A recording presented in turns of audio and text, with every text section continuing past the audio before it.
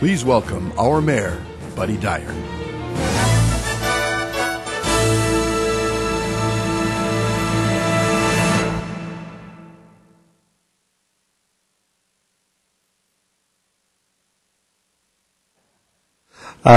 Happy New Year. Welcome to the first City Council meeting of 2013.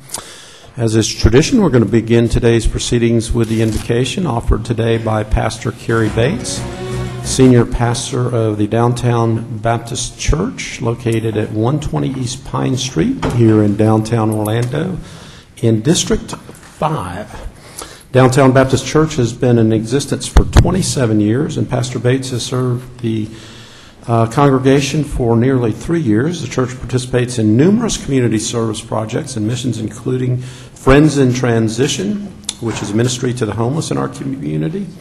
Pastor Bates' invocation will be followed by the Pledge of Allegiance, led today by Commissioner Lynham. Would everybody please stand? Honorable Mayor, esteemed council members, thank you for this opportunity. Let us pray.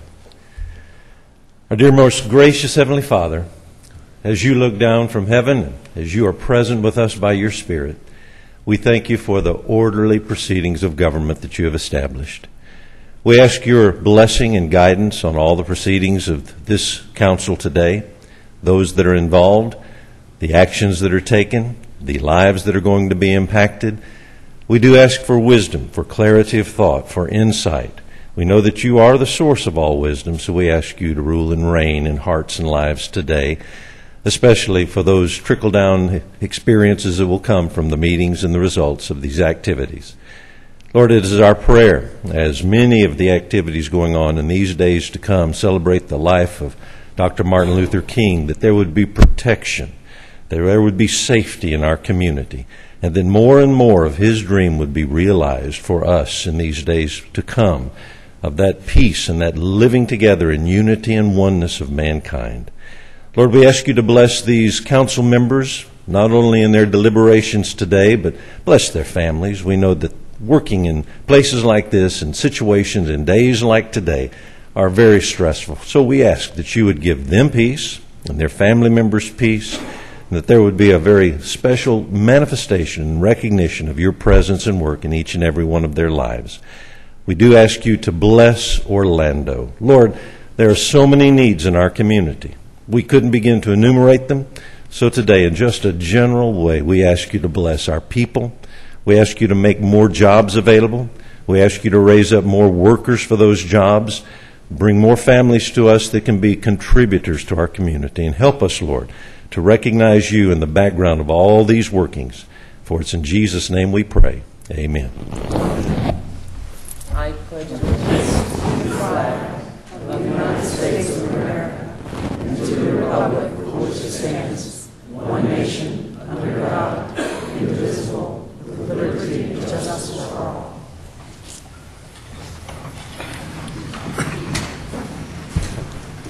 I'm going to call the meeting to order. Madam Clerk, would you call the roll and make a determination of quorum, please? Commissioner Gray? Here. Commissioner Ortiz? Here. Commissioner Stewart? Here. Commissioner Sheehan? Here. Commissioner Lynham?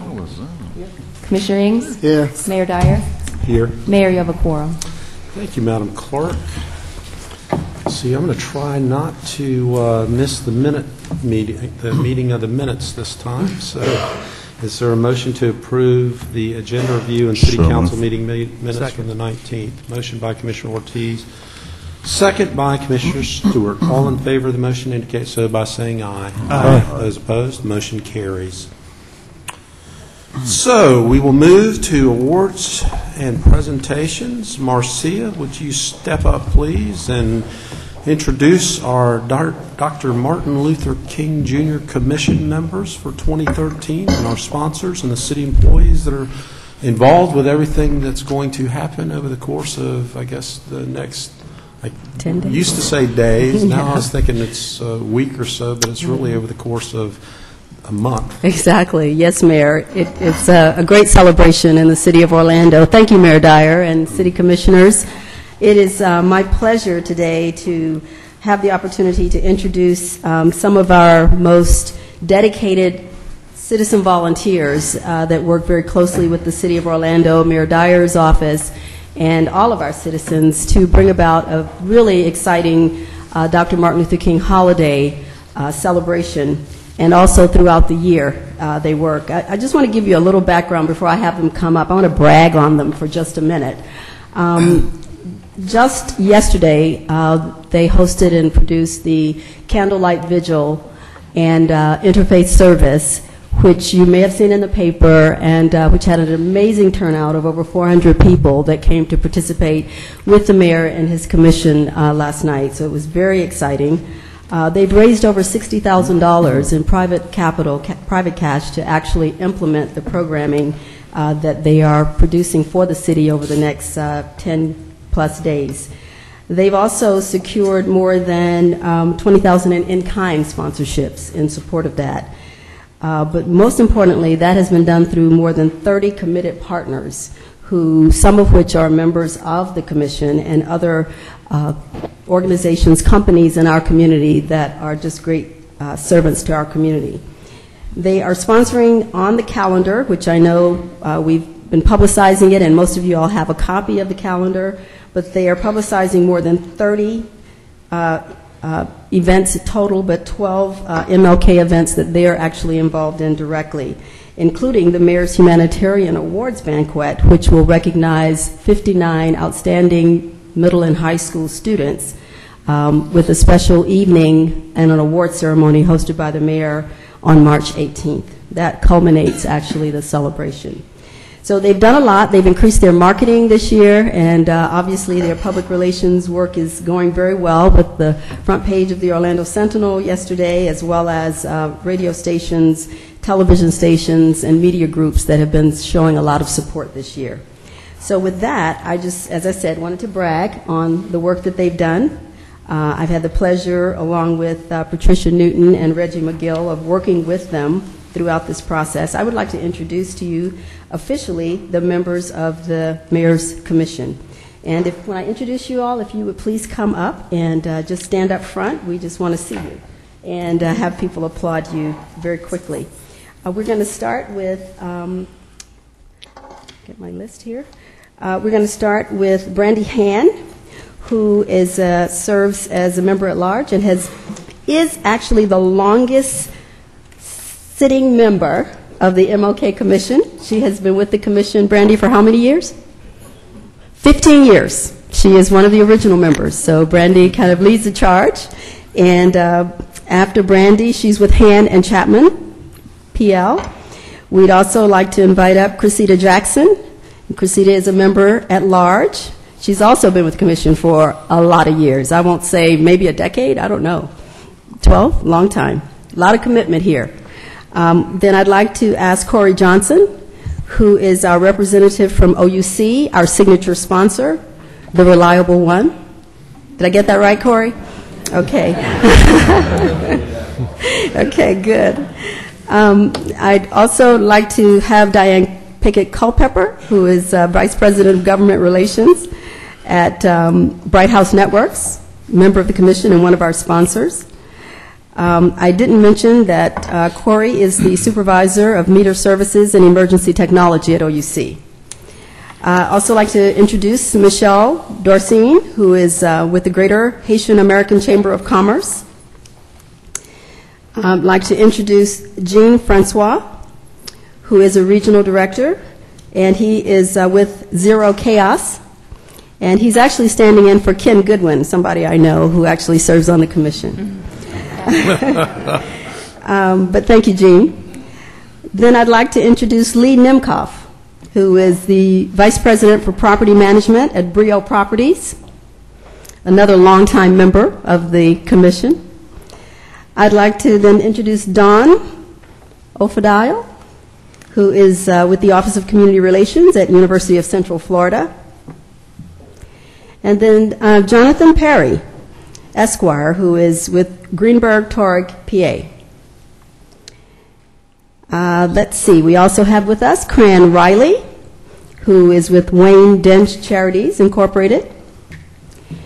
We have Suzanne Richards, who is the State Program Director of the Corporation for National and Community Service. new member of our commission joining this year. And we have Marisol Ramani, who is the Corporate Manager for Cultural Language Resources at Orlando Health. We also have Joy Taylor, who is the Director of the Title I Federal Programs for Orange County Public Schools. And we have Catherine DeSico, who is the Market Affairs Specialist for Florida Blue. Mayor and Commissioners, this is our Mayor's Martin Luther King Commission. Please give them a round of applause.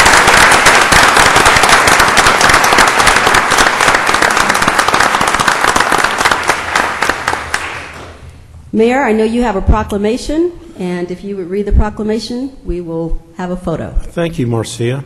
So, City of Orlando proclamation. Whereas on January 21st, 2013, the City of Orlando will commemorate the 27th anniversary of the Martin Luther King Jr. National Holiday, recognizing one of America's greatest visionary leaders by celebrating the life and legacy of the Reverend Dr. Martin Luther King Jr. And whereas America's history was changed by Dr. King, who devoted his life to the struggle for justice and equality, sowing seeds of hope for a day when all people might claim the riches of freedom and the security of justice. And whereas each year since 1994, the Mayor's Martin Luther King Jr. Commission, an appointed 23-member advisory board, has strengthened our community by promoting Dr. King's legacy. And whereas the Mayor's Martin Luther King Jr. Commission, a group of community leaders representing the public, private, not-for-profit sectors, marks this observes each year by raising funds and coordinating citywide MLK holiday events. Now, therefore, I, Buddy Dyer, Mayor of the City of Orlando, hereby do proclaim January 13th through the 21st of 2013 as Martin Luther King Jr. Holiday Week in the City of Orlando, and urge all citizens to observe this day with appropriate civic, community, and service programs in honor of Dr. King's life and lasting legacy.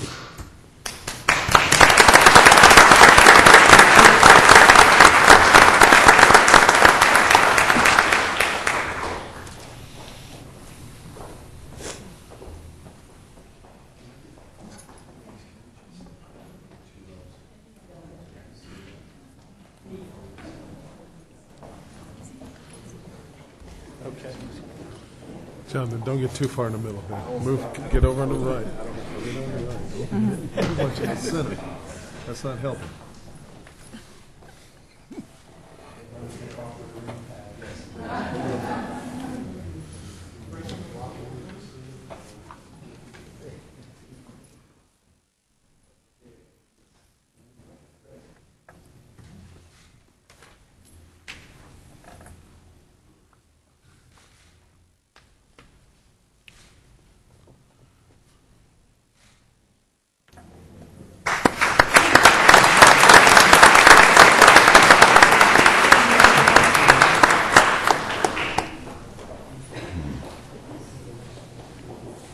Reggie, well done. Well done. Let's see, Marcia, it looks like you have the next one as well. Thank you, Mayor. And I did neglect to mention that we did have a couple of sponsors here. I apologize, but they were recognized. They did come up for the picture, so we appreciate them being here today as well, that are not on the commission. Okay, Mayor, the next presentation, Mayor and Commissioners. As you recall, in the fall of 2010, the city received a Bloomberg Philanthropies and Rockefeller Foundation grant to develop and implement a high-impact volunteer service plan designed to improve youth education through literacy and reduce youth crime through quality out-of-school programs implemented by volunteers. We call the program Orlando Cares, and to date, Orlando Cares has secured more than $370,000 in sponsorships and grants, plus more than $30,000 in in-kind support for the programs and initiatives. More than 600 adult volunteers have been recruited, trained, and have been placed in various programs to implement the initiatives. But all of this has happened with the support of a major partner, which is the Corporation for National and Community Service. And the corporation has supported this initiative by providing AmeriCorps Vista members who have actually provided staffing to the various initiatives of Orlando Cares. So today, Mayor and Commissioners, we're going to acknowledge 5 of our AmeriCorps Vistas who have given 1 year of service. Actually, today is their anniversary of 1 year of service to the City of Orlando, and they have pledged and taken an oath to give that service. And we'd like to recognize them and also thank Suzanne Richards and the Corporation for National and Community Service for their ongoing support. We actually have 3 other Vista, AmeriCorps Vistas, and 1 Vista leader that will be continuing with us, and we're looking to bring on board another 2 to 5 Vistas this year. So they have been a huge supporter, and we appreciate it. First, I'd like to recognize Naomi Parks. And Naomi, if you would come up. Naomi is our Vista for Mayor Buddy's Book Club. And just to tell you a brief thing about that, and we do have our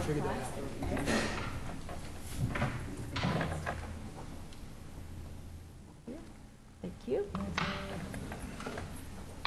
The book club has has read more than 13 selected books in 20 months. And we've given away over 15,000 books thanks to a sponsorship by Walt Disney Resorts. And just to give you an idea of one of the impacts, 75% of the book club members, and they number more than 1,700 now, reported an overall increase in the number of books they've read while being a member of the book club. So this is good. Congratulations, Noemi. You can stay up here, Naomi. You get to stay up the longest, right? Okay, Naomi has done a fantastic job. Our next recipient is Joshua Gross. Joshua is with The Garden, and The Garden is our program that teaches not only planting, but also life skills. It's sponsored by Chipotle Mexican Grill, and we had middle and high school students participating, more than 300, that planted container gardens, including vegetables and herbs, and they make salads and tacos, but the students have a great time. They do hydroponic gardens at all of our community centers where the garden has been held.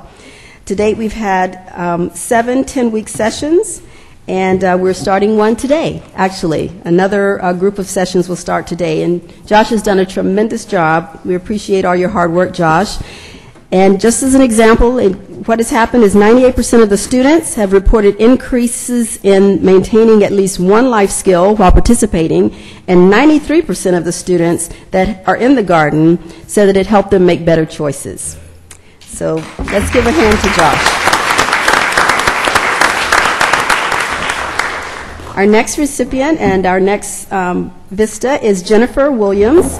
Jennifer has been volunteering as a Vista with Preschool Ambassadors, and she has helped us to enrich the lives of hundreds of preschool students and their families. She's helped recruit and train nearly 30 ready readers who go into preschool centers and read.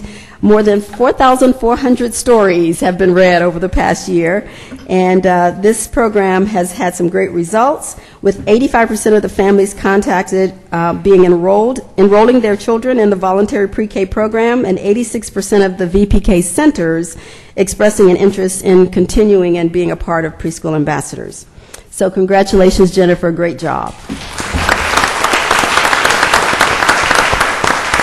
Our next Vista that we want to recognize is Rob Kleinman, and Rob has volunteered with our Pathfinders program, and the Pathfinders program is a program that provides career information and exploration for students, making sure that they make good career choices. And more than 85 career professionals have volunteered as career coaches for the students as a part of Pathfinders, and more than 400 students have participated and learned how to prepare to move into high school and get ready for the careers that they want.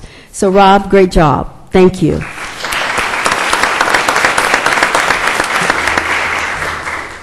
And the next person who I'm going to recognize also has worked with Pathfinders, and that is Hamida Abdullah. Hamida has been working with Pathfinders, as Rob has, to make sure that every student understands career opportunities and every volunteer has the correct training so that they can share their career interest. And each of the students that are participated in Pathfinders did develop a career path which included their academic courses that they would take going into high school. So I would like to say just that Andrea Hendry and I, who have worked with these young people, along with our other Vistas, have found that they have just been so passionate and dedicated to this that they've gone way above and beyond, and we're very fortunate to have them. So Hamida gets her own recognition. Thank you, Mayor. Sorry, Hamida. She deserves all of that. Now we give group recognition. All right. Thanks, Mayor. And I'd like to have Suzanne, Andrea, and our other Vistas who are here in support, including our Vista leader, Jaquita, who's been with us since last May, to come up and take a picture with our team. We're going to miss you guys.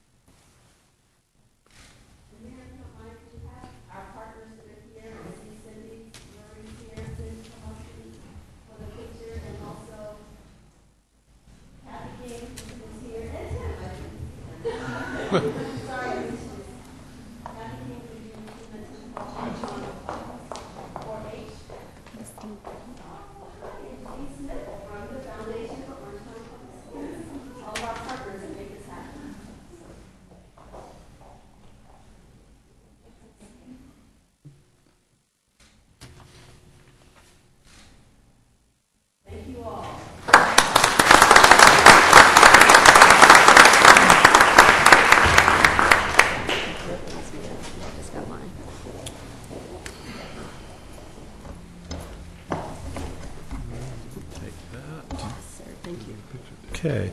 Thank you, Marcia. So Jody Bias with Keep Orlando Beautiful is going to do a PowerPoint presentation regarding our Keep Orlando Beautiful Beautification Award recipients, and there is one for each commission district. So after the presentation, Jody will announce the winning business and call on the rep, and if each of you would come down in turn when it is your district, we'll get a picture of the mayor and the district commissioner and the award winner. Okay? Thank you, Mayor. Good afternoon, Commissioners. First of all, I'd like to introduce Tiffany Lee. She's our current board president, and thank her for her 6 years of service on the board. All right. Each year, the Keep Orlando Beautiful Advisory Board recognizes one business from each district for improving, beautifying, or simply keeping an appealing property. The selection criteria used covers the overall aesthetics of the property and considers whether the landscaping is well kept and the area is maintained litter-free. Nominations are accepted throughout the year, and winners are selected by our board in November. All of today's 2012 Beautification Award recipients have exceeded those standards and are doing their part in keeping Orlando a beautiful city where people want to live, work, and play.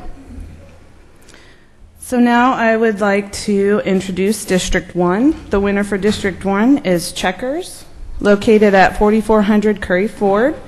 And will Mrs. Kim Davidson and Commissioner Gray please step forward?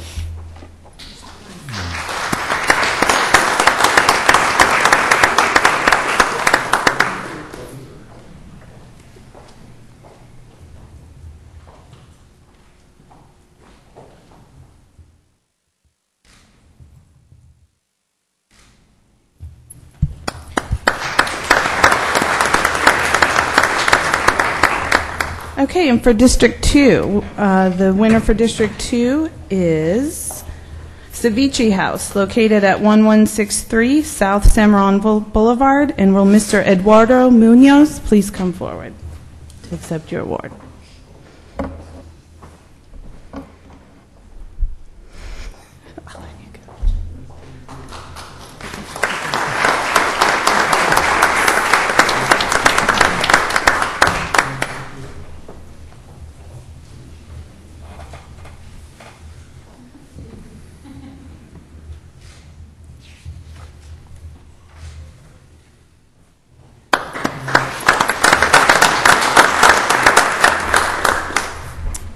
Commissioner Stewart, will you please come forward? And the winning location for District 3 is Flag World, located at 728 Virginia Drive. And will Miss Sarah Davis please step forward to accept your award?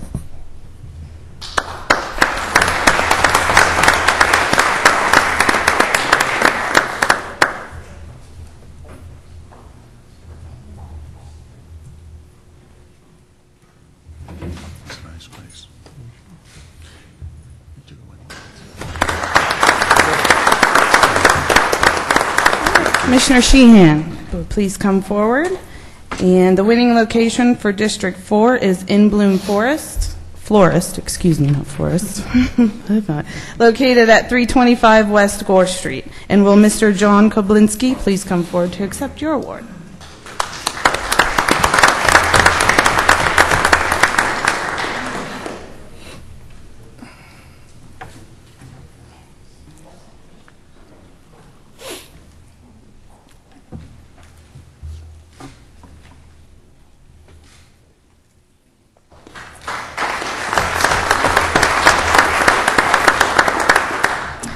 And for District 5, the winning location is Hebney Nutrition Consultants. And is Miss Ronice Weaver here today? I'm not sure I saw her before. Okay, well, Ronice, yeah. Mrs. Weaver, sorry she's not here today, but yeah, we'll accept this award on her behalf and make sure that she gets it. So congratulations to Hebney Nutrition Consultants. I'll get a picture with her later. Okay. Commissioner Ings, will you please come forward? And the winner for District 6 is Metro West Masters Association. And will Miss Stina Duvia please come forward to accept the award?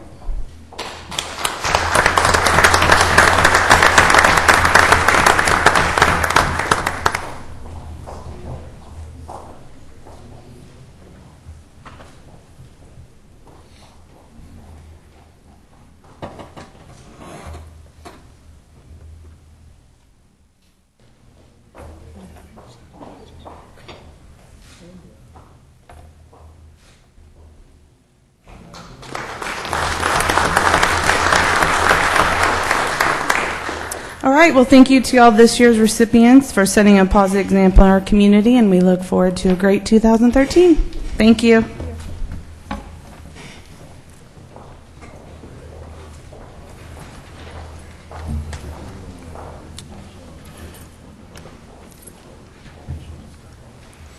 Okay, we do a service award or two just about every meeting, but we don't do many where we have employees that have 40 years of service. And Vic Godlewski, our wastewater division manager, is going to introduce and present a 40-year service award. Thank you, Mayor. Good afternoon, City Council. Indeed, we do have a 40-year veteran to present to you this afternoon. Right here, seated to my left. Andy, why don't you go ahead and join me here at the podium. We did our best to consolidate his career into one 8.5 by 11 sheet of paper, and it's pretty tough. But let me just tell you a few things about Mr. Johnson. Andy is a native of Charlotte, North Carolina. His family relocated to Detroit when he was 14 years old. With warm weather and bass fishing on his mind, remember that bass fishing, Andy moved to Orlando in 1972. His goal for moving to Orlando was to get into bass fishing and to have a 10-pound catch on his wall. Young Andy found an employment opportunity in the newspaper for an apprenticeship position with the city of Orlando. On October 17, 1972, Bill Allman interviewed and hired Andy. Back then, the main wastewater offices were on Westmoreland Street. He began his career as an apprentice wastewater treatment plant operator at the brand new Water Conserve II facility on L.B. McLeod Road, which at that time was just a dirt road. Fresh from Detroit's Ford Motors assembly line, Andy did not know a thing about wastewater treatment, but making one half of the salary he made in Detroit, he embarked on what has become 40 years of service to the city of Orlando. Andy quickly became plant operator 1 and 2 and treatment plant lead operator by 1978. In 1982, Andy transferred to the surcharge program as a city code inspector 2. The surcharge program involved into what is presently known as the Environmental Control Section. From 1999, Andy has filled the position of Environmental Specialist Senior.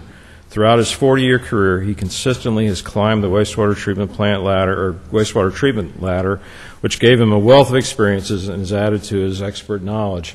He's won several awards and things of that nature over the course of time. In 2002, Andy was presented the Albert B. Herndon EPA Industrial Waste Pretreatment Award for outstanding achievement in the field. Andy has been very instrumental in starting that program for the city and maintaining it over the years. He's also become one of the first in the country to have an A license in industrial waste pretreatment program. In 2002, Andy was elected Vice President of the Florida Industrial Pretreatment Association for Florida. He was elected President in 2004. He received the Robert Heilman Award in 2008 from FIPA for the best industrial pretreatment program in the state of Florida. Andy now has a 10-pound bass on his wall and the title of Senior Environmental Specialist with 48 permitted industrial users in our industrial waste pretreatment program. And after 40 years of loyal service to the City of Orlando, Andy is retiring on January 19th, 2013.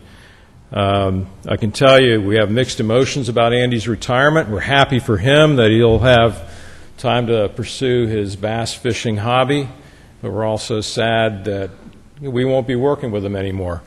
But I can tell you who's sadder than us, and that's the bass in our area lakes. Because they know Andy's going to be floating on the lake looking for him. So with that, would you join me in congratulating Andy on a magnificent 40-year career and wishing him much joy and happiness in retirement.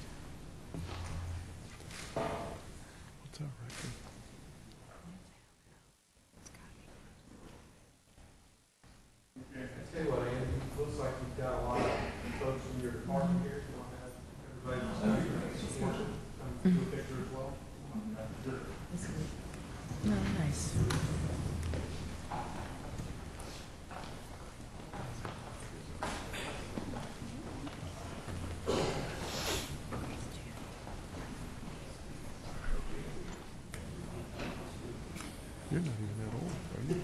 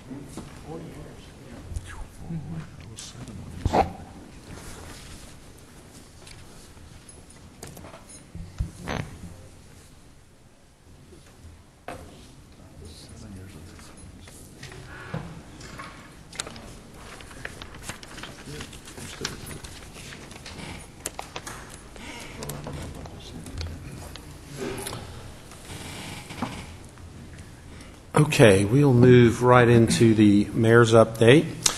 We just recognized the members of the MLK Commission, and there are a number of events over the course of the next week and then one during next month. But last night I had the opportunity to participate in the Candlelight Vigil and March in the Multicultural Interfaith Service, and there were more than 400 people in attendance. I think, at least since I've been here, it was the most well-attended of those services. I was very moved by the event, and it was great seeing so many people of different ethnicities and culture and religions all joined together behind a common purpose and a common vision. And it was one of those themes where you're just proud to be from Orlando when you can have services of that sort. And I want to encourage everybody to participate in the MLK activities, and you can get the printed list that Marcia was referring to, but those of you at home watching on TV, you can go on the internet to cityoforlando.net, and there is a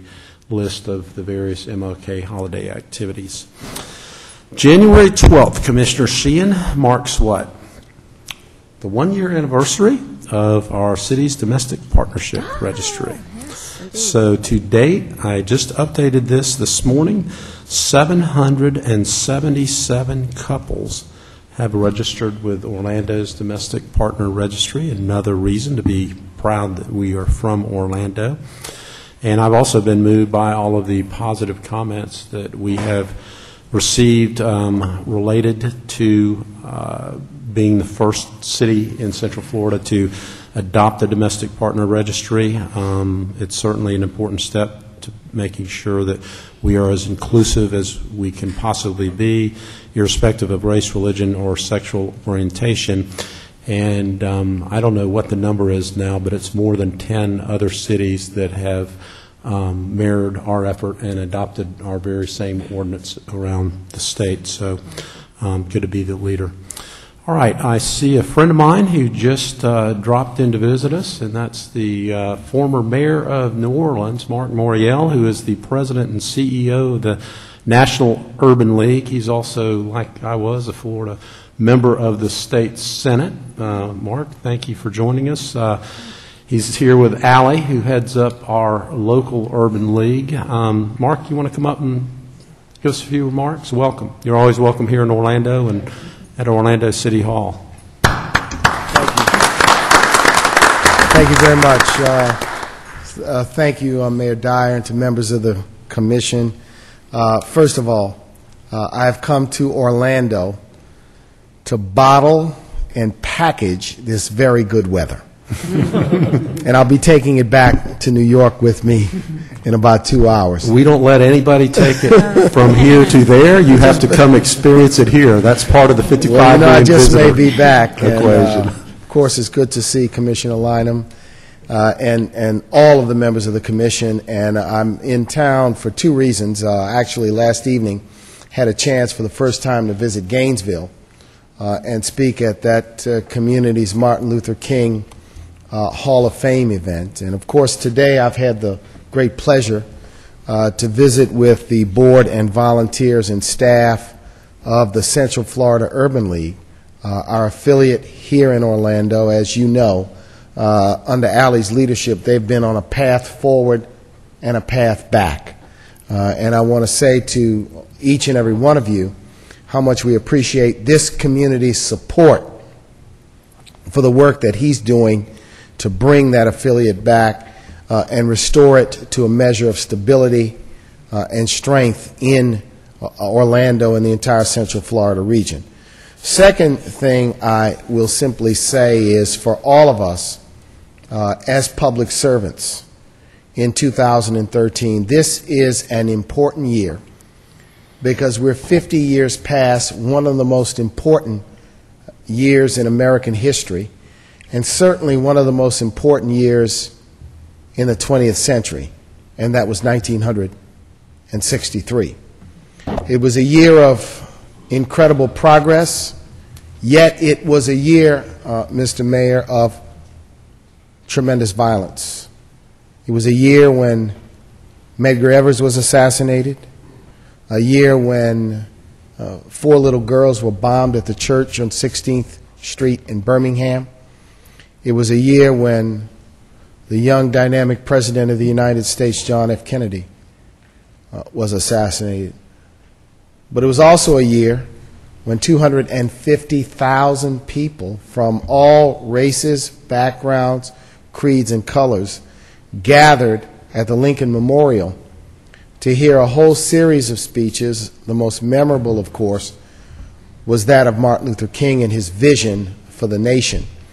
I only say that because I think for each and every one of us as public servants, that year and the tragedy should remind us how difficult progress is.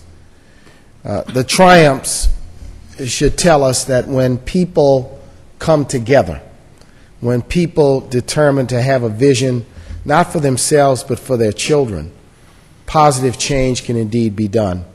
And that's so important at this time when we are debating and discussing how to build a strong economy and confront the need for jobs, how to deal with the violence that is all too common, not only the awful mass killings in Aurora and Newtown, but the violence that takes place in every city, in every week.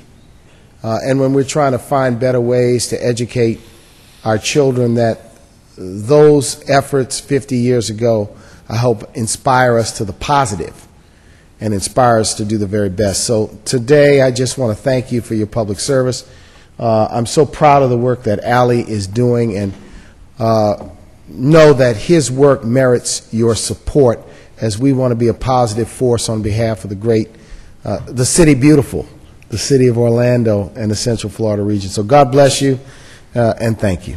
Thank you, and do know that the Central Florida Urban League has our full support, and Ali has done a tremendous job over, is it 3 years now?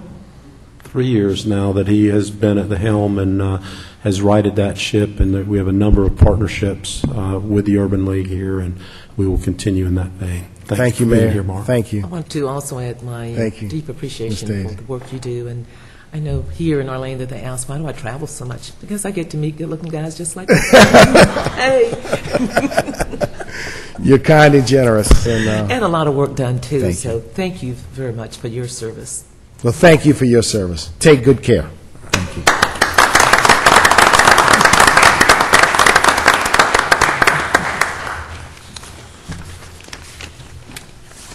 Okay, well, let me finish up quickly with the mayor's update. I want to invite everybody to this year's 8th annual, I can't believe it's 8 already, Neighborhood and Community Summit, which will be on Saturday, February the 23rd, from 7:30 to 2:15 at the Doubletree Hotel, again at the entrance of Universal Studio. It is such a great deal. You pay $5. Well, if you register by February 8th, you can pay $5, and you get breakfast, lunch, and a bunch of great workshops and an opportunity to win door prizes, all types of good stuff. So, again, go to cityoforlando.net for registration and more information. I want to invite everybody to the 7th Annual Blues BQ Festival, free blues concert featuring Robert Randolph and the Family Band and other great local bands. Be sure to mark your calendars for Saturday, March 9th. From 4 to 10 in front of the Orange County Courthouse between Amelia Street and Livingston Street. I have an OPD update. It is with deep respect and gratitude that I announce that after many dedicated years of service to the citizens and the city of Orlando, Deputy Chief Jeff Odell is retiring, and I have appointed Carl Metzger to be the Deputy Chief position. I know most of you have worked with Captain Metzger, so you know he's an outstanding officer, respected leader, excellent representative of the city and OPD. He'll make a great addition to Chief Rooney's command team. So please join me in recognizing Chief Odell for his service and congratulating Deputy Chief Metzger on his promotion.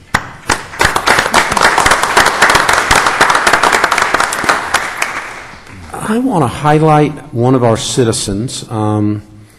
And that is Dr. Sylvester James Gates, who is a graduate of Jones High School, class of 1969. He was recently named by President Barack Obama as one of 12 eminent researchers, a recipient of the National Medal of Science, and one of 11 extraordinary inventors who is a recipient of the National Medal of Technology and Innovation. They are the highest honors bestowed by the United States government upon scientists, engineers, and inventors, and he will receive his award at the White House in 2013, a product of Jones High School. How about that? And I want to recognize two of our local small business owners from Commissioner Sheehan's district. David Lang and Carrie O'Neill, who are also residents of Orlando, own Regalia Dress Shop in Thornton Park. Does anybody know what they do? They may be Orlando's best-known little secret.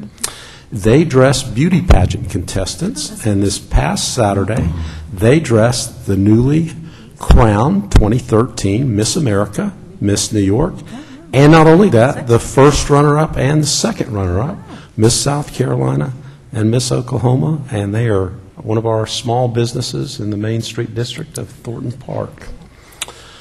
On today's agenda, I just have a couple of items that I want to mention.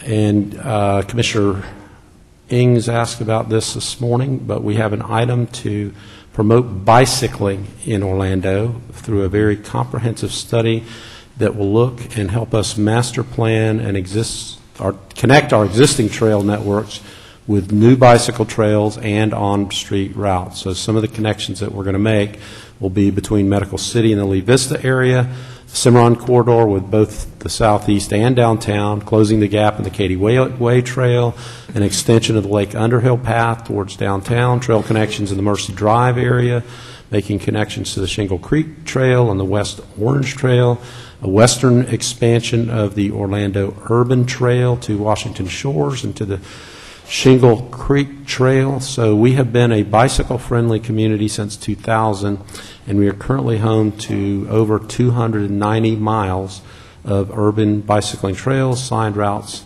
and lanes. And then the other biggie today is we will officially accept a federal grant that will allow us to hire 24 firefighters through a SAFER grant. You'll recall we received a SAFER grant, I want to say 4 years ago, that ran for 3 years, and we just finished that last year, and this will be a 2-year grant. It's part of the federal government SAFER program. I see a number of our firefighters in attendance, and it was another great example of partnering with the city, with our fire union, with the National Fire Union to get this done, and it's going to help us to maintain our ISO rating of 1 of only 60 departments in the entire country that carry that rating.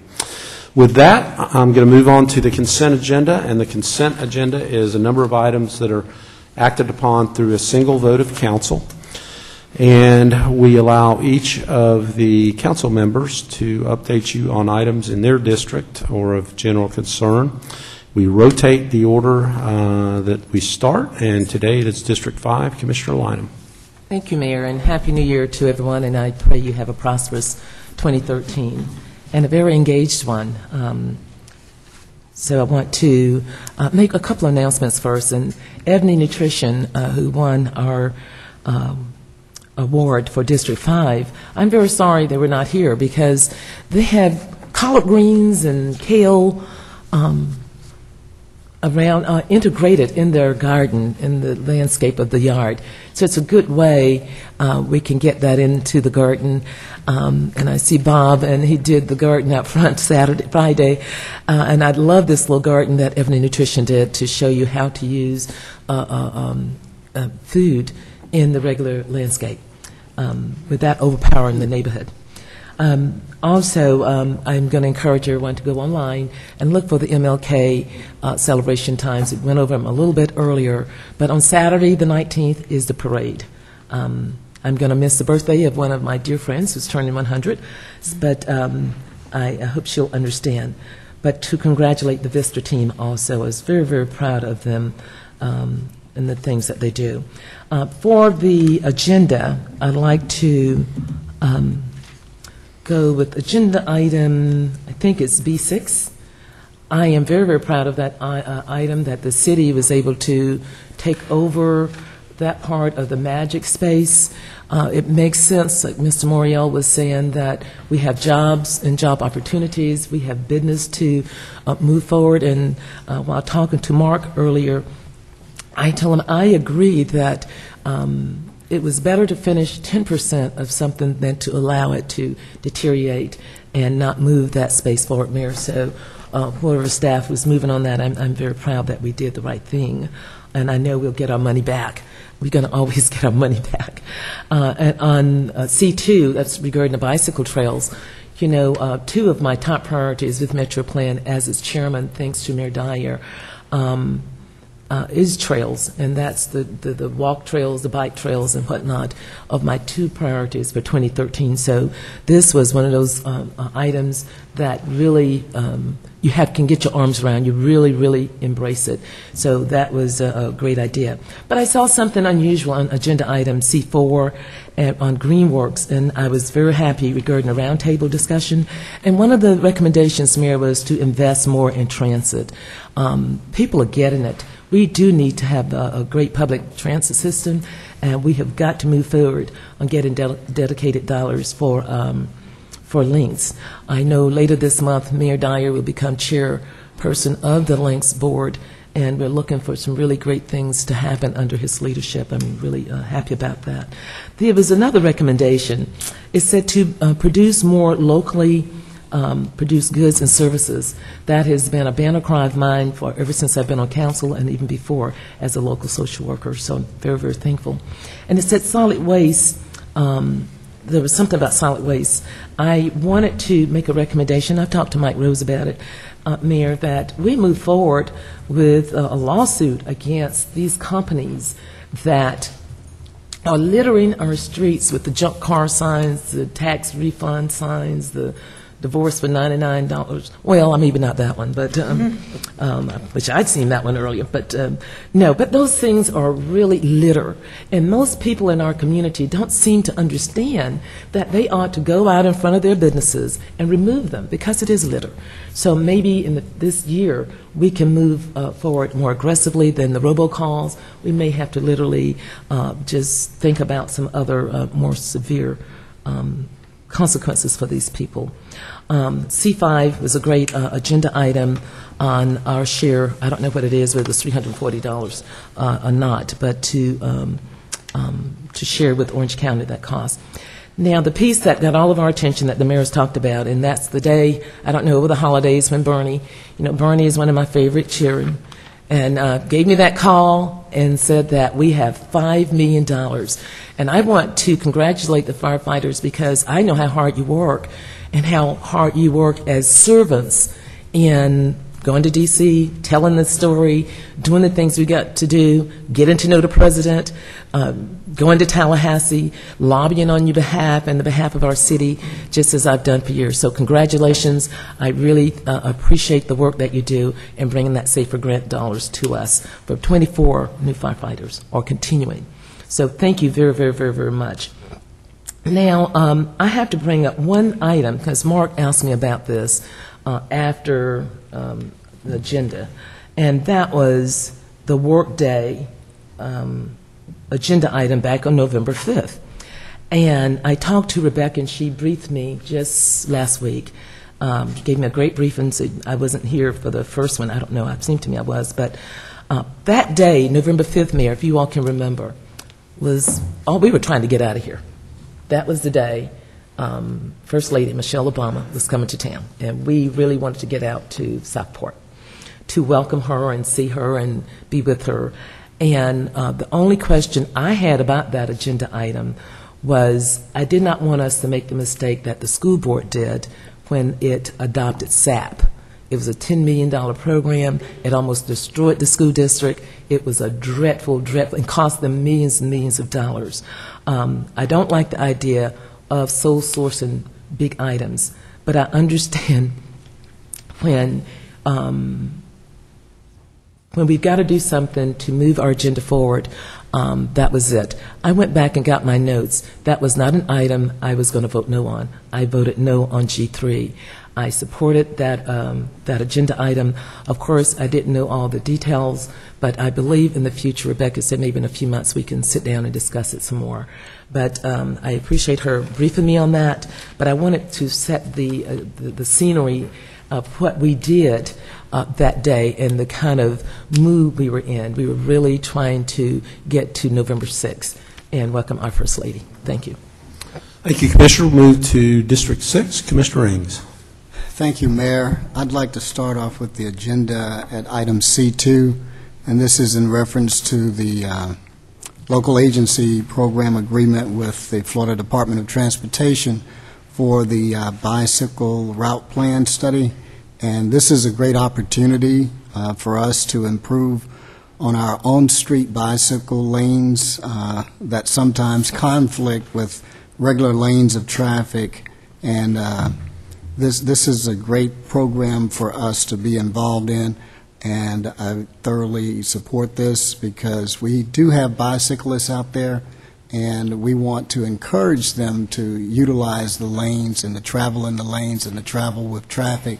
And so when we provide these opportunities, that would be a great thing for them and our citizens. And then also item E1, reference the SAFER grant. Chief Miller, congratulations to you and to the Orlando Fire Department on this effort, as well as in collaboration with our fire union and union representatives. Thank you, too, for being involved in this, and also Byron Brooks, the CAO's office. Thank you for your help and consideration in this, too. This is an outstanding award from the federal government FEMA office as it relates to hiring 24 additional firefighters, those that we wanted to hire early on, but we just could not afford to because of being fiscally responsible. So thank you so very much. On this past Friday, I attended a Mass at the St. James Catholic Church on North Orange Avenue with Reverend Father Gaitan Busico and the Haitian community, and this was an opportunity for them to remember those victims of the earthquake in 2010, and this was the third anniversary of that earthquake that occurred on January 12th in 2010. I was introduced by Pastor Sergi Bonham. He's the vice consul of the local Haitian consulate here in Orlando to bring greetings to the people on behalf of the City of Orlando and District 6. And then on Saturday morning, I attended the National Latinos Peace Officers Association 12th Annual Three Kings Day celebration that was held at Stonewall Jackson Middle School. Sheriff Jerry Dimmons was on hand, as well as Orlando Fire Chief Tom Miller and other representatives of the Police Department, Fire Department. Orange County Fire Chief was there on hand, as well as Winter Park Police Department. We all came together to show support to Officer Cindy Lugo, who's the president, and also the officers. Toys were distributed, as well as, and I'm sure Commissioner Ortiz, you're going to talk about this as well, and I'm not trying to take any of your thunder, but this is a great opportunity that you have provided for the people there in District 2, and you've brought together numerous amounts of community support as well as our fire support. And Commissioner Robert Stewart was there. Also that same afternoon, on Saturday, I did a live taping on the Haitian television show, Tele Anacaona, and they're located on North OBT here in Orlando. And this show was dedicated to the memory of those people in Haiti that lost lives and also survived from that event too. There was one guest speaker, Chesley Mizador, who was a victim. She's a college student here in Orlando. She was trapped under the rubble for 17 hours, dark, didn't see her way out, and just felt that she was in a grave to die. And she was able to survive along with others.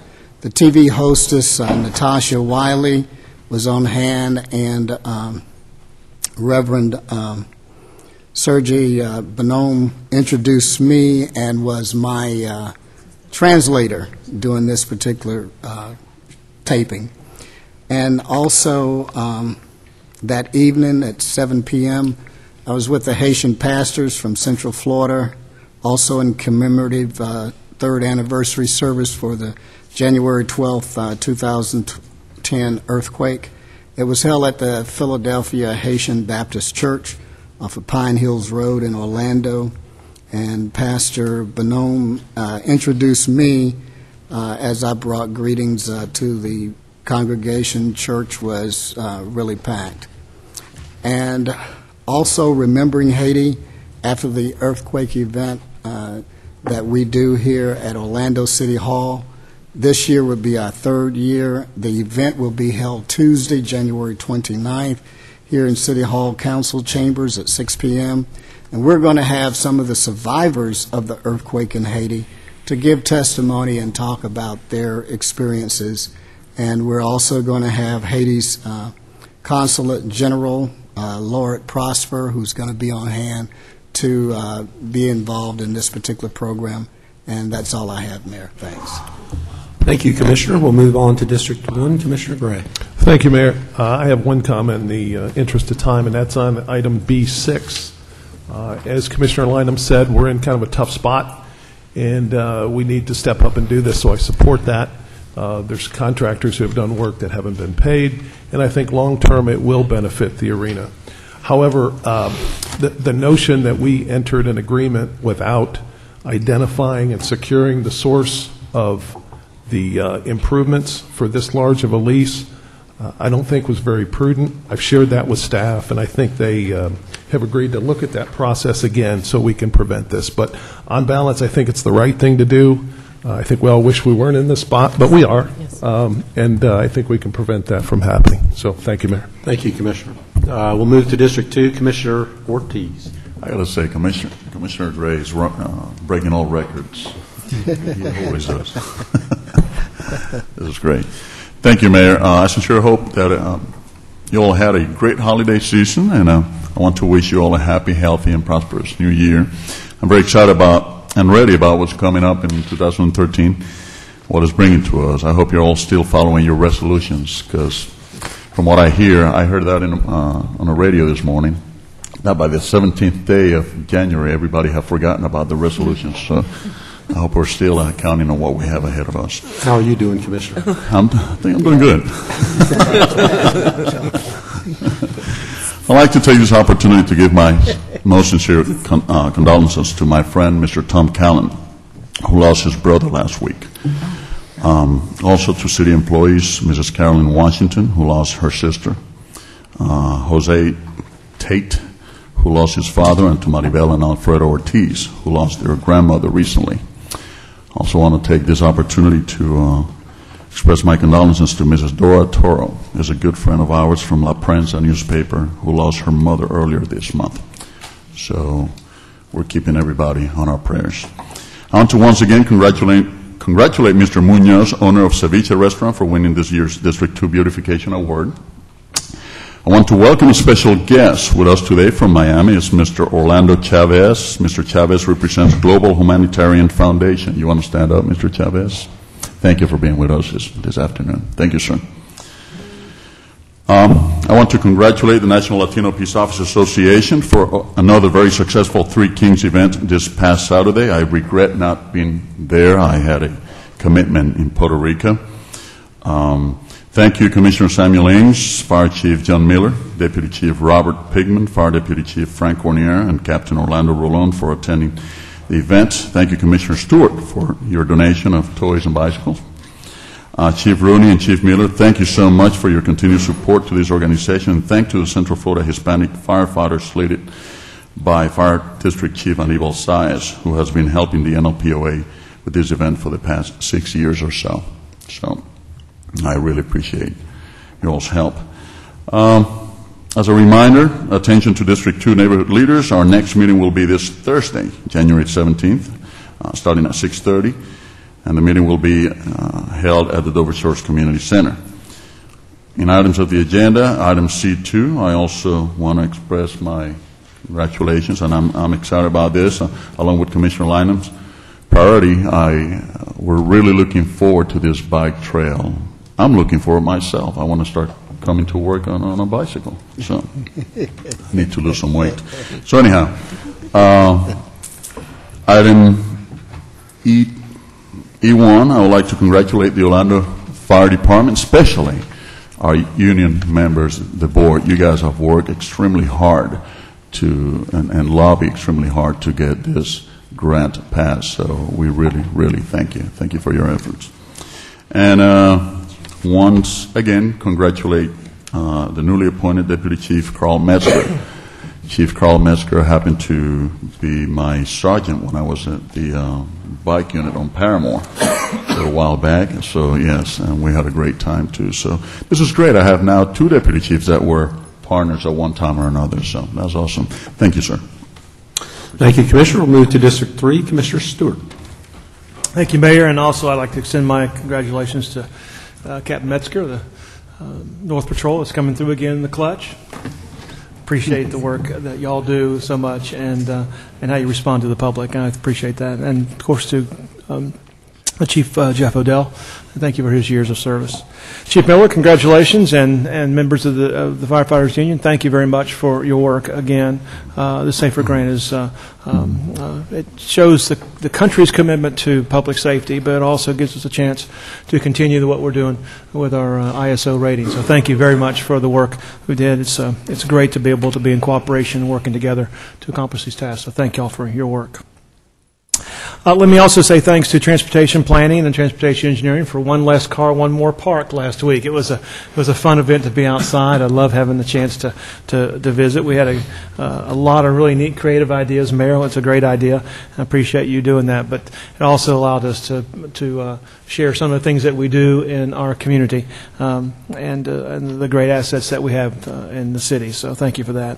Congratulations to Sarah Davis over at Flag World for her work with to beautify as the winner today.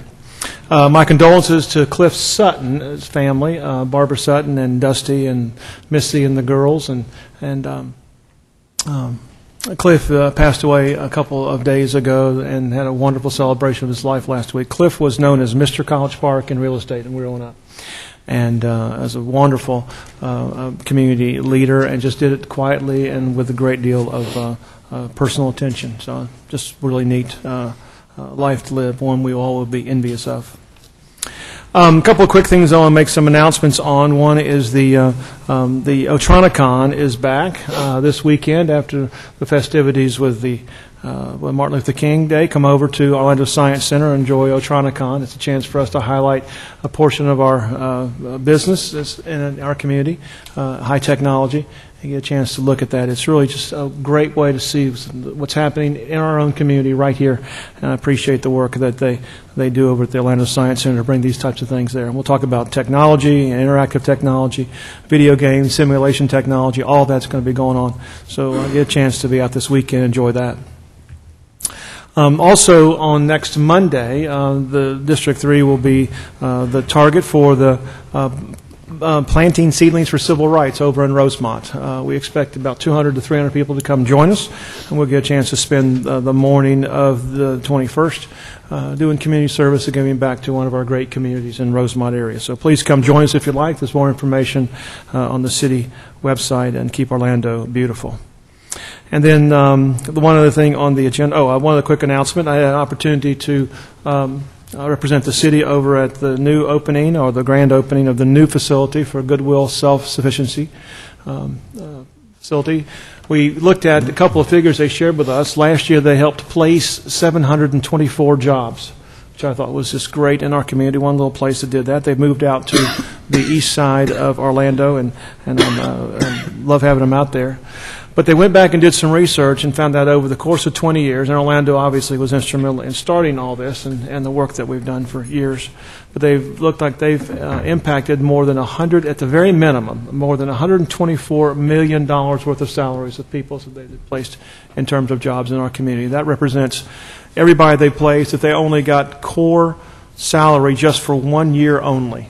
So you imagine that multiplied. So it could be significantly more than just $124 million, but it's a great avenue for people, and all the services are free for people trying to get jobs and place jobs and enhance their career.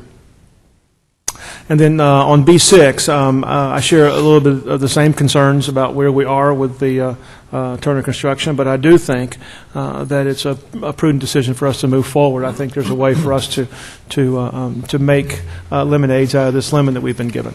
and I appreciate the opportunity to do that, and appreciate the creativity of our staff as well as the commitment for Turner to make sure this goes forward.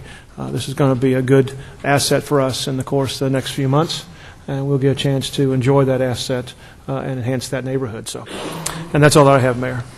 Thank you, Commissioner, and we'll move to District 4, Commissioner Sheehan. Thanks so much, Mayor. And on item C7 today, Floyd's Barbershop, I want to thank staff for helping this new business in Mills 50. It's actually a conversion of an old gas station, and staff had to be very creative in making that happen, so delighted to see that.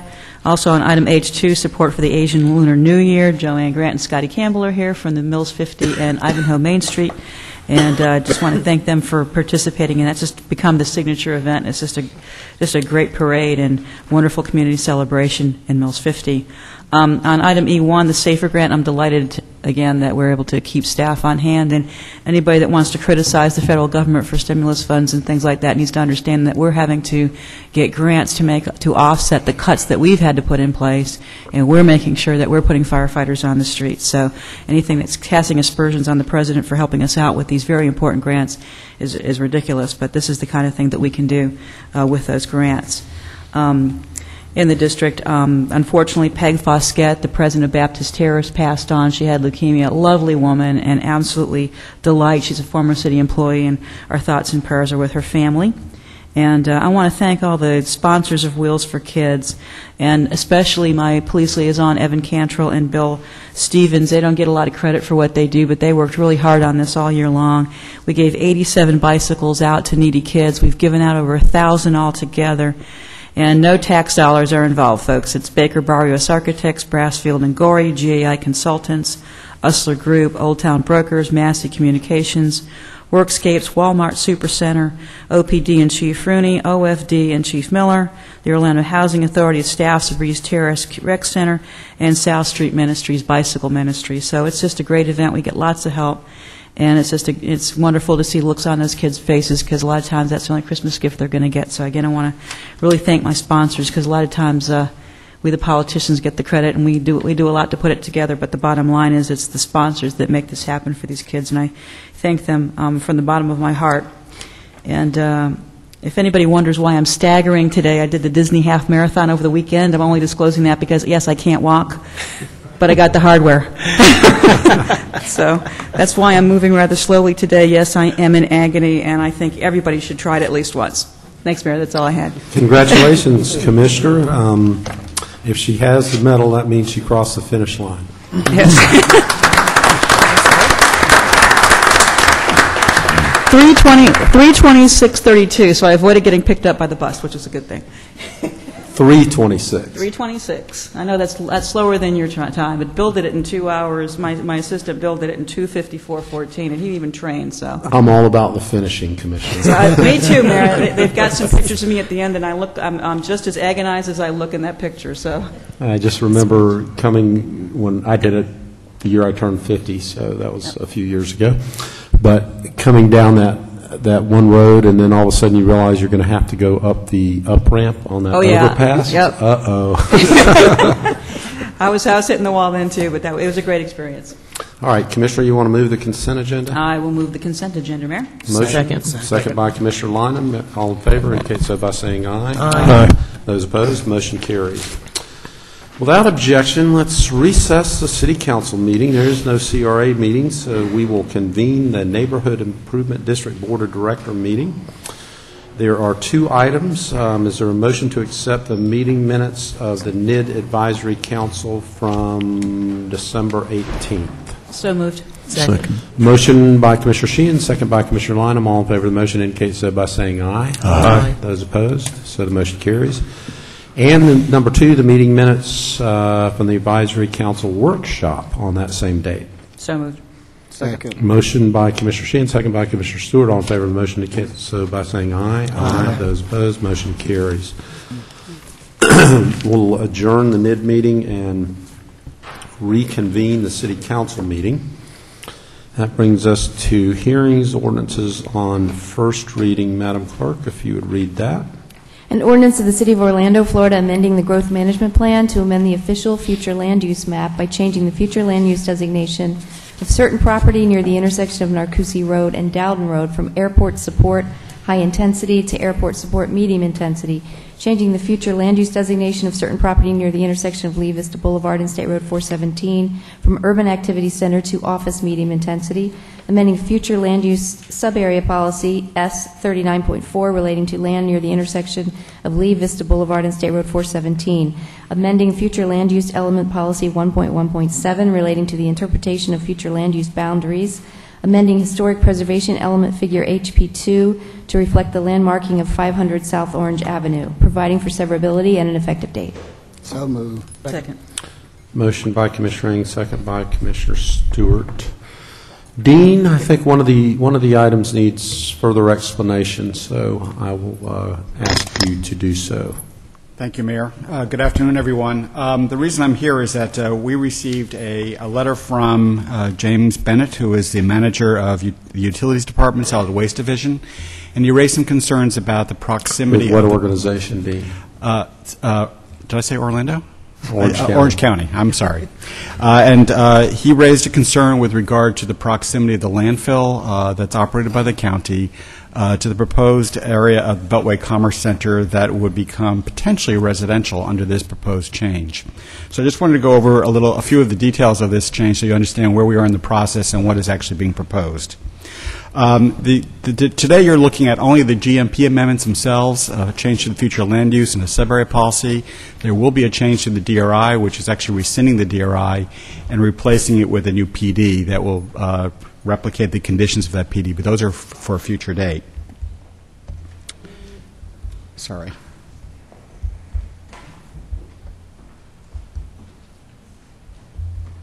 The project is located generally south of Lee Vista Boulevard and next to the State Road 417. It's a 544-acre parcel PD, but only 14.97 acres, that little red area shown as A2 on the map, is the area that would be considered for residential development. The balance of the Beltway Commerce Center will be office, industrial, flex space, and retail. The proposed changes are as follows. To change the future land use, a portion of the subject site from urban activity center, that small A2 site that I just showed you, to office medium intensity. That would allow for up to 290 multifamily residential units in the southern portion of Site A, and that again is 4.97 acres. And to amend the future land use sub-area policy S.39.4 to remove any references to the development of regional impact and allow up to 290 multifamily residential units. There are two other actions which will not be considered today, and that's to rescind the actual Beltway Commerce Center DRI, and that would happen after the second reading of this GMP amendment, and to amend the PD and PD zoning ordinance to transfer conditions from the DRI that exist today and the development order to the PD itself. Here's an aerial photograph. The star shows the rough location of where the residential would be. The county's landfill area is to the east of the site, as well as the Stanton power facility operated by OUC. The active area of the landfill is immediately to the east of the site in question. The green area shown on the map is the actual boundaries of the entire Beltway Commerce Center, and again, the star is roughly where the residential site would be on that large development. This is an Orange County future land use map. It's kind of helpful only in that it shows what other uses are allowed surrounding the large blue area, which is the landfill area. To the north, you've got single-family and multifamily residential development immediately adjacent to the landfill area, all within the county. So this is an issue apparently that the county has had to deal with in the past. In the case of this site, the residential would not be immediately adjacent to the landfill area. In fact, there's 2,100 feet between the edge of the residential development as proposed and the landfill area itself. And to give you a point of reference, if you were to walk out of City Hall and walk north on Orange Avenue, it would take you to about Jefferson Street from City Hall. So that's quite a walk. It's 2,100 feet, about 4/10 of a mile. This is a site plan showing where A2, the site is in relationship to the surrounding area and the development within the Beltway Commerce Center itself. And as it relates to land use compatibility, as I said, this is 2,100 feet from the edge of the landfill. While there could be up to 290 residential units allowed on the site, residential is not required by this code amendment and future land use map amendment. All we're proposing to do is change the activity center, urban activity site, to office low intensity, which allows for office, but also could be allowed for residential or public benefit uses. So there's an array of options that could occur on this site. The Orange County Comprehensive Plan allows single-family and multifamily development immediately adjacent to the publicly owned landfill energy plant site, and you saw that on the earlier map. And the 15-acre site is separated from the landfill by a wetland area and an existing office warehouse complex. If you saw in that earlier aerial, there is an office warehouse complex immediately to the east and between this site and the landfill area itself. Issues related to odor and birds are typically the responsibility of the landfill operator. The county has acknowledged that. The property owner is also aware of the landfill's proximity and understands that additional measures will have to be taken to resolve any of those issues. The applicant has not yet submitted a site plan. If that were to occur, and again, it would only occur if they propose residential development, it would go through the master plan review process before the municipal planning board, and at that time, we could look at additional conditions to address compatibility, including additional landscaping or other buffering techniques. Mayor, that's my presentation. I believe Mr. Bennett is here, as is Randy Fitzgerald, who is the attorney representing Beltway Commerce Center. Okay, questions of Dean. Commissioner Lynham. Yes, Mayor Dean, the question and concern by the county, was that, what you said, utility person from the county? He's with the sanitation or waste division. Okay, got it. Because my concern is, as we move forward, and you mentioned that the odors and the birds and all of that, but when we get to municipal planning board, to make sure in that development, one of the conditions would be that in all of the sales or advertising, people need to know what they're moving next to. It's not like you move next door to the airport and I don't think you're not going to have any noise. Right. But you may not know what is that landfill has been down there a long time. And it really concerns me. It really does. But only because people ought to know. I think there ought to be something the developer or whoever it is must include in their deeds or in their whatever to show that there is a landfill and there is no liability. And Commissioner, Ms. Fitzgerald will respond to that question, I'm sure, but the county has asked that there be a disclosure in any sales or rental documents so that people moving there are aware of the proximity of the landfill area to this site. And I realize the distance, but it's still... Yeah, that does occur. People build next to nuisances and then complain about the nuisance that exists. And I'm sure Mr. Bennett, though, they do own the property, and they have a right to develop it unless the county would like to buy it from them. Correct. Right. Okay, any further questions of Dean? Are you the representative from the county? Yes, sir. Would you like to say anything, or are you just absorbing? Sure, I can say a few words. Okay, come on up.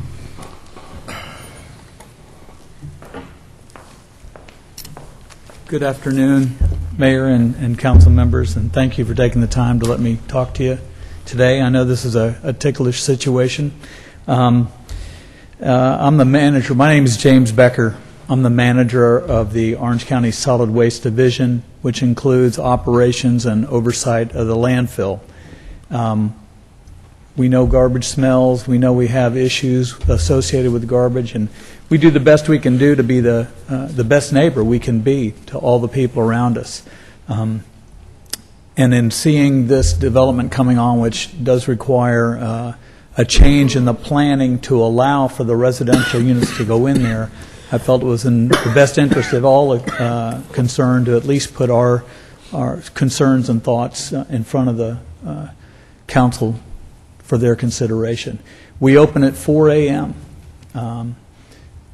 We're up on a 200-foot hill with backup, that beep, beep, beep the backup machines makes, heavy equipment, bulldozers, large compactors operating from 4 a.m. We stop at 5, so that's the end of the noise.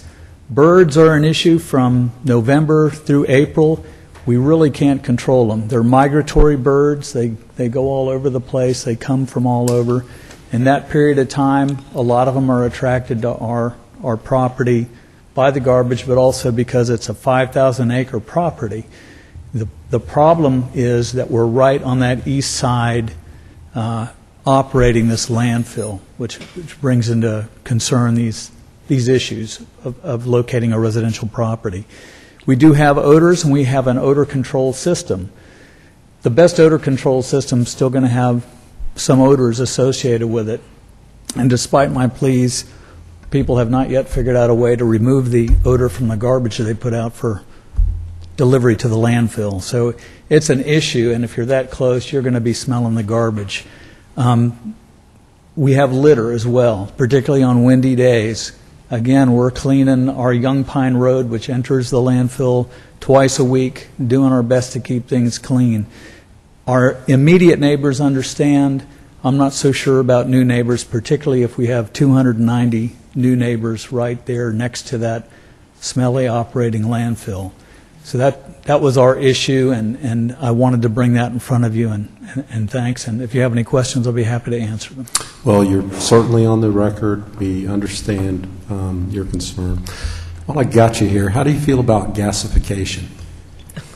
Of garbage. Mm-hmm. Garbage. We're all for it. We just want to see someplace where it's actually working on a large scale, where that tip fee is down to the tip fee that people are paying now. We're looking into that and trying to keep tabs on that. Okay, we'd like you to be a little more cooperative with us in terms of working together on gasification projects. I'd love to be. Okay. Rick, are you out there somewhere? Okay, you heard that? Yeah. Okay, thank you very much. Sure, thank you. Randy?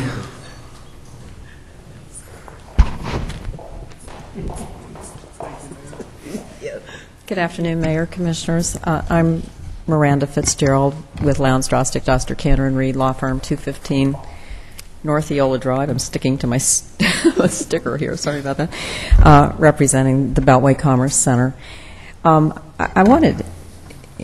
Dean gave a good background on this. One of the things that we've tried to do, recognizing that this is a mixed-use parcel, and we're really not changing that. What we've tried to do is change it from commercial, which has very high densities as minimums, to the office medium, which will let us do either office or a lower density residential, and have an opportunity to have some apartment housing, not single family, fee simple ownership housing. And I just by contrast, I wanted to show you, if I can get the overhead to work. Ed, can you come down and assist? Or Dean, are you capable there? All right, Ed. That's a no. Don't worry, Dean, I couldn't have done it either. Back.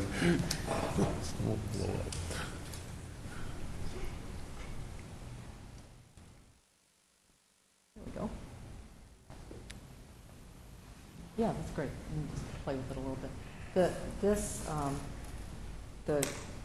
The red line that you see on the. Randy, would you speak back into the mic? Randy, Pardon? speak back into the mic. The red line. This is probably better. The red line is the boundary of the landfill, and the road. That's great. No, that's great. And the road that you see coming down is Young Pine. You can see it from the north coming in. And there are clusters. If I move this a bit.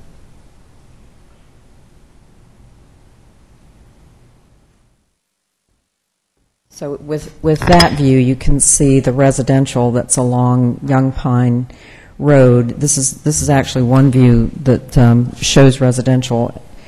That distance from the nearest residential right on Young Pine Road is about 4,000.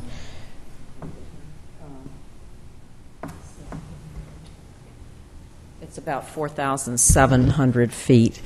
But what's interesting about, and it's to the very part of the landfill where it's operating today. The difference is that those homes are single-family homes. They're right on Young Pine Road, right on the only road into the landfill. And there is no real buffer. If you can see the close-up on the aerial, it's really open land. There's not the heavy vegetation that you have that Dean described between the Beltway property and the landfill on our site. I'm going to put up another aerial and show you that a bit better.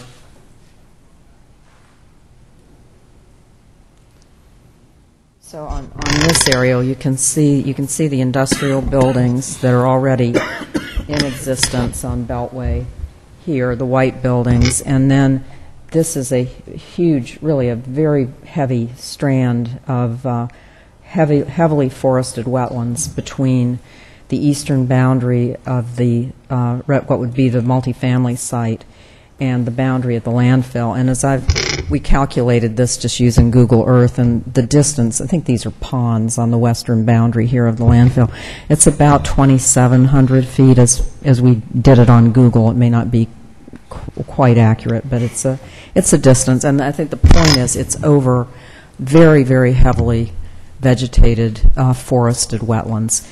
So it's a different circumstance. These are rental houses, rental apartments. They're not right on Young Pine Road, and we think that the impacts are going to be substantially different.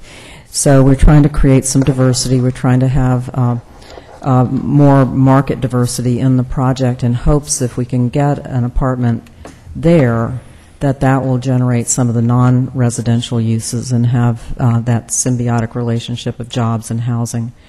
And we are certainly willing to put a notice factually saying what the distance to the landfill is in whatever we put out there in the leases, sale contracts, whatever. So we'd very much appreciate your support for this. Randy, you understand Orange County's concern, and ours would be too, that we have complaining residents that yes, sir. Don't know, somehow, I don't know how you wouldn't know, but somehow didn't know that they were renting an apartment next Correct. to the landfill. Yes, sir, we do. We understand. Okay. Anybody else have a question? Randy, I apologize. I probably asked Dean. What are the buildings immediately to the right? Is that the admin for the landfill? Right to the right of the property, northeast of the property. Other way. No, I'm sorry. It's northeast of the subject property. Beltway Commerce. Yeah, right there. Those are existing buildings in Beltway. They're Beltway. Those are buildings that have already been built at the Beltway Commerce Center. Okay. Okay. Right. So it's part of the Commerce Center there, Yes. not, as opposed to being an administrative building for the landfill. No, that's all part of the Beltway Center itself. Those are industrial. Those are industrial buildings. All right. Thank you, Randy. Thank you very much. Further discussion? Hearing none, all in favor of the motion indicate so by saying aye. Aye. Those opposed, the motion carries. And thank you for joining us. Let's see.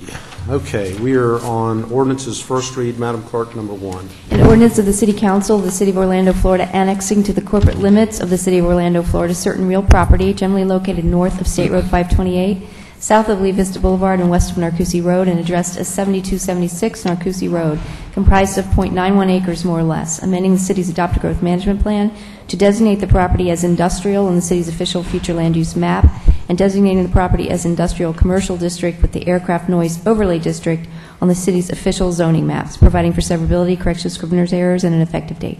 Move to approve. Second. Motion by Commissioner Gray, second by Commissioner Ortiz. Is there anyone from the public that would like to testify on this matter? Discussion among commissioners. Hearing none, all in favor of the motion indicate so by saying aye. Aye. Those opposed, motion carries. All right, number 2, Madam Clerk. An ordinance of the City of Orlando, Florida, rezoning certain land generally located north of Mid-Florida Drive, south of Tradeport Drive, east of South Orange Avenue, and west of Central Port Drive, comprised of 2.62 acres, more or less, from Conservation District to Planned Development District, and including the property within the existing Airport Industrial Park of Orlando Planned Development, directing amendment of the official zoning map series, providing for severability, correction of scrivener's errors, and an effective date. Move to approve. Second. Motion by Commissioner Gray, second by Commissioner Stewart. Is there anyone from the public like to testify on this matter? Discussion among commissioners. Hearing none, all in favor of the motion indicate so by saying aye. Aye. Those opposed? So the motion carries. Number 3, Madam Clerk. An ordinance of the City of Orlando, Florida, relating to a street name change, renaming McFadden Court, generally located west of Lessing Avenue, north of Tavistock Lakes Boulevard, and west of Narcoossee Road, to Dugard Court, directing amendments to the official maps of the City of Orlando, Florida, providing for severability, correction of scrivener's errors, and an effective date. Move to approve. Second. Motion by Commissioner Gray, second by Commissioner Ortiz. Let's see. Is there any discussion among commissioners? Hearing none, all in favor of the motion indicate so by saying aye. Aye. So, those opposed, so the motion carries. Sorry, I was thinking about something else.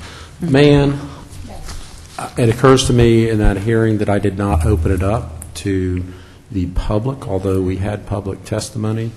Do I need to go back and, I know there isn't anybody else that wanted to testify, but do I need to go back and officially declare it, ask for public testimony? I asked the people that I knew wanted to speak to speak. That's right. You referred to particular people who were here to speak. I think it couldn't hurt to be sure by announcing it that if anyone else wants to. Okay, well, speak, let's we'll move open back the hearing for to, that yeah, purpose. if I could have a motion to reconsider the vote by Motion to which- reconsider.